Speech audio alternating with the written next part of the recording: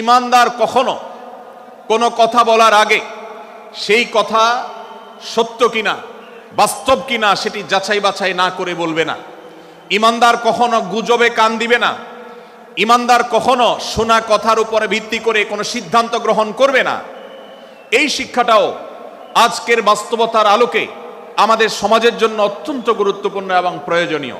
প্রিয় ভাইরা আমার, আমাদের চতুর্পাশে যদি আমরা তাকাই, আমরা দেখতে পাবো সোশ্যাল মিডিয়াতে, ফেসবুকে আজকাল কোনো তথ্য উপাত্ত পেলে সেটার পরখ করা ছাড়া, যাচাই বাছাই করা ছাড়া, সত্য অসত্য নিরূপণ করা ছাড়া আমরা অনেকে সেটার প্রচার প্রচারণায় নেমে যাই। আমরা অনেকে সেটার শেয়ার দেওয়া শুরু করে দেই। আমরা অনেকে এটার উপর ভিত্তি করে অনেককে নিন্দা মন্দ করা শুরু করে দেই।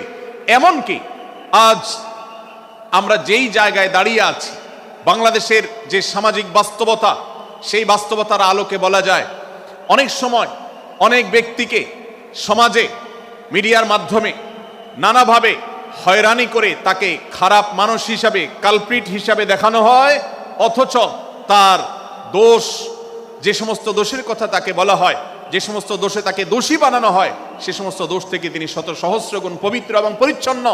ভাইরা আমার, যে আমরা যেই কোনো মূল্যে, যেই কোনো ভাবে যেন কোনো প্রকার গুজবে কান না দেই, আমরা যেন গুজব থেকে বেঁচে থাকি। আল্লাহ তাআলা আমাদেরকে তৌফিক দান করুন। 6 থেকে 8 নম্বর আয়াত যদি আপনি পাঠ করেন সূরা হুজুরাতের, আপনি দেখতে পাবেন সেখানে আল্লাহ রাব্বুল আলামিন ঈমানদারদেরকে যেই কোনো সংবাদ, যে কোনো তথ্য, বিশেষ করে অনির্ভরযোগ্য সূত্র থেকে যখন পাবে, ফাসিক থেকে যখন শুনবে, যার ভিতরে আল্লাহর ভয় নাই সেরকম মানুষ থেকে যখন পাবে, সেই সংবাদ তথ্য উপাত্ত যাচাই করা ছাড়া সেই সংবাদ যেন বলে না বেড়ায়। আপনি শহরে যান কিংবা গ্রামে, শিক্ষিত দেখুন কিংবা অশিক্ষিত, সর্বশ্রেণীর মানুষের মধ্যে আজ এই ব্যাধি দেখতে পাবেন চরম আকার ধারণ করেছে।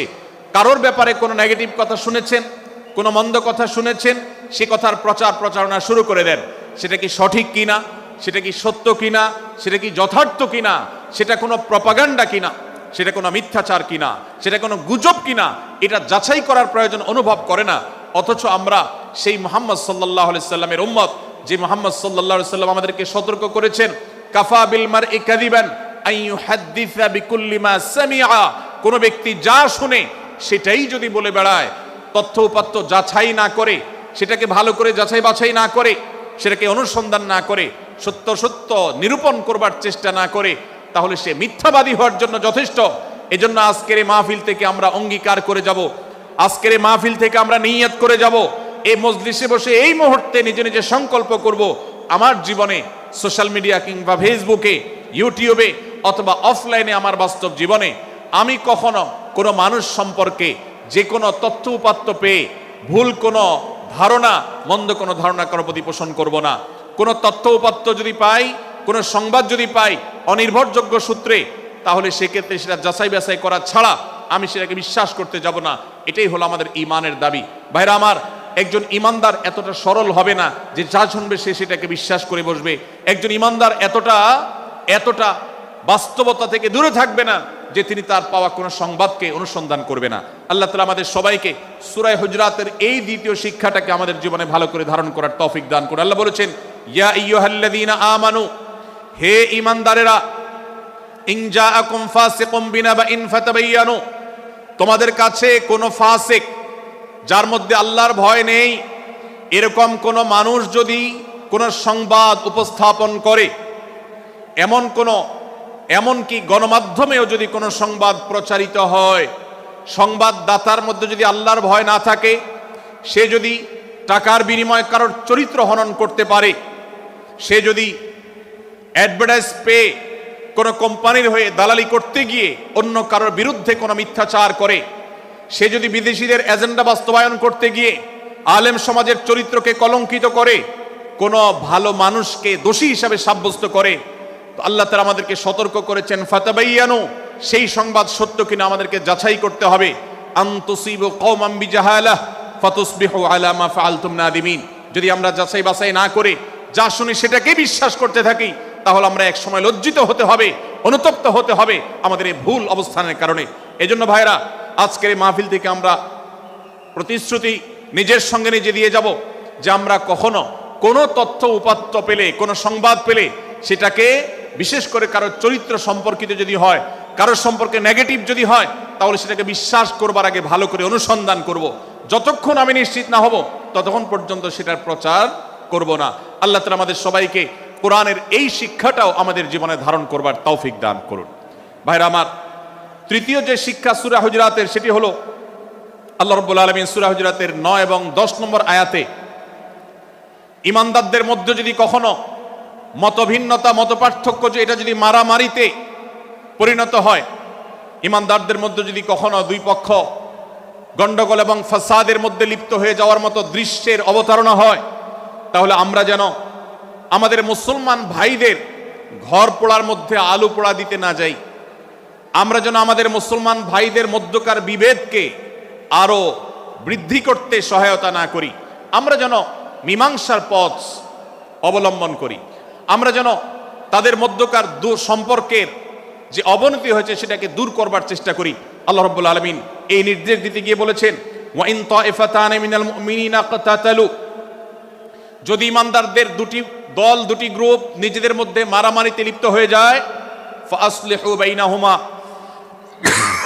তাহলে তোমরা সেই বিবাদমান দুটি দলকে মীমাংসা করবার চেষ্টা করবে। আজ আমাদের মধ্যে এরকম বহু বিষয়কে কেন্দ্র করে মুসলমানদের মধ্যে অনেক সময় মুখোমুখি অবস্থান আমরা দেখতে পাই, যা দুর্ভাগ্যজনক, যা হওয়ার কথা ছিল না। এমনকি জাগতিক বিষয়ে যেমন হয়, ধর্মের নামে, ইসলামের নামে আজ আমরা হাজার হাজার টুকরা হয়েছি। আজ গোটা বিশ্বে আমাদের মুসলমানদের যে অবস্থান দুর্বল হয়েছে, এর অন্যতম প্রধান কারণ হলো আমাদের অনৈক্য।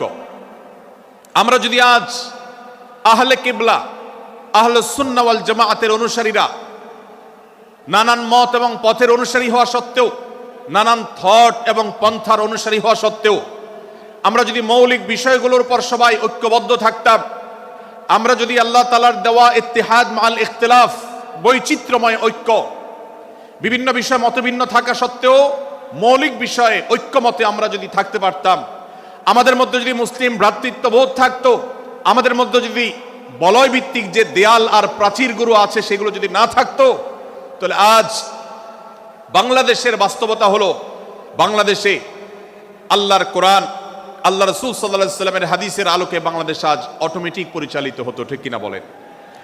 আমরা যদি আজ ঐক্যবদ্ধ থাকতাম, তাহলে এদেশের হাতে গোনা যাবে এরকম স্বল্প সংখ্যক নাস্তিকেরা, ইসলাম এবং মুসলমানদের শত্রুরা, তারা আমাদেরকে নিয়ে তারা আজ যে খেলা খেলছে, আমাদেরকে যে তারা শাসন করছে, আমাদেরকে যে তারা তাদের অধীনস্থ করে রাখছে, আমাদের উপরে যে আজ ভিনদেশি কালচার চাপিয়ে দিচ্ছে, আমাদের উপরে তারা যে আজ কর্তৃত্ব করছে, আমাদেরকে আজ টুকরা টুকরা করছে, এই দুঃসাহস তারা কোনোদিন দেখাতে পারতো না যদি আমরা ঐক্যবদ্ধ থাকতাম।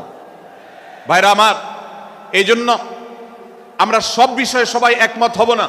আজকের এই মাহফিলে যত মানুষ এসেছেন সবাই সব বিষয়ে একমত নন। এমনকি আজকের এই মাহফিল কর্তৃপক্ষ যে আয়োজন করছেন 3 দিন ব্যাপী, এই মাহফিলে আপনারা দেখেছেন এখানে কওমি এবং আলিয়া উভয় জায়গা থেকে বক্তা নির্বাচন করা হয়েছে, অসাধারণ সমন্বয় করা হয়েছে। এটি একটি ঐক্যের বার্তা। আমরা আশা করব মাঠ পর্যায়ে আমরা যারা কাজ করব, আমরা প্রত্যেকে আমাদের অন্য মতের, ভিন্ন মতের যে সমস্ত মুসলমান ভাইরা আছেন, তার সাথে আপনার কোনো থটগত মত পার্থক্য থাকতে পারে, চিন্তাগত কোনো ভিন্ন মত থাকতে পারে, কিন্তু দিন শেষে তিনি আপনার মুসলমান ভাই। তার আল্লাহ আর আপনার আল্লাহ এক, তার রাসূল এবং আপনার রাসূল এক, তার কিবলা এবং আপনার কিবলা এক, তার কোরআন আর আপনার কোরআন এক, তার নামাজ আর আপনার নামাজ এক, তার রোজা আর আপনার রোজা এক, তার যাকাত এবং আপনার যাকাত এক। তার সাথে আপনার মোটা এবং মৌলিক বিষয়ে কোনো মত পার্থক্য নাই। অতএব ছোটখাটো বিষয়কে কেন্দ্র করে আপনি যদি তাকে আপনার প্রতিপক্ষ মনে করেন, আপনি যদি তাকে আপনার শত্রু মনে করেন, এটা হবে আপনার ইসলামের জন্য, আপনার জন্য, এদেশের মুসলমানদের জন্য সবচেয়ে বড় ভুল।